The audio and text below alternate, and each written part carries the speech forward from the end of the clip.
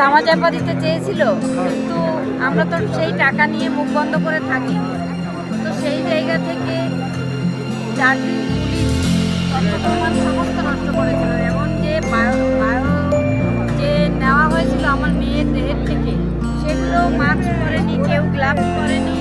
ওরা নিয়ম জেনেই বেনিয়ম করেছে যাতে তথ্য প্রমাণ না থাকে। পানিহাটি বর্তমানে যারা এক্সএমএলএ আছেন, উনি কি এটার মধ্যে জড়িত আছেন? অবশ্যই জড়িত রয়েছেন। আমরা সেকেন্ড পোস্টমর্টম চেয়েছিলাম, কিন্তু আমাদের এলাকার ওই নির্মল ঘোষ আর সোমনাথ দে আর আমাদের বাড়ির পাশে সন্দীপ মুখার্জি, 3 জন মিলে দ্রুততার সঙ্গে আমাদের বাড়ির সামনে এনে ফেলে রেখেছিল। আমরা ছিলাম কান্নাকাটি, বেওয়ারিশ লাশের মতো ফেলে রেখেছিল।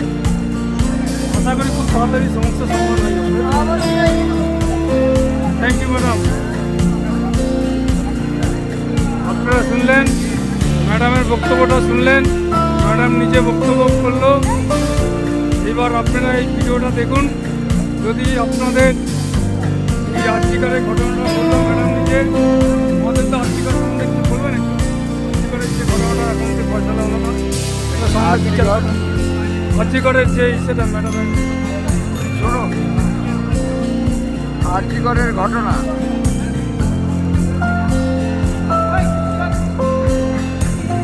মা লড়াই করছে, বাবা লড়াই করছে তার মেয়ের জন্য। আমরা লড়াই করছি সমষ্টিগতভাবে, দলগতভাবে, আমজনতাকে নিয়ে আমরা লড়াই করছি আমাদের মতো। দুই লড়াইকে একসঙ্গে করে ঘাতকের উপযুক্ত বিচারের ব্যবস্থা আমরা করব। এটা খুব তাড়াতাড়ি আমরা আশা করি খুব তাড়াতাড়ি বিচারটা হবে তো। হ্যাঁ হ্যাঁ। আচ্ছা, thank you very much sir. আর একটা এটা তুলতে হবে না, এটা বলে দিচ্ছি। বাড়িতে গিয়ে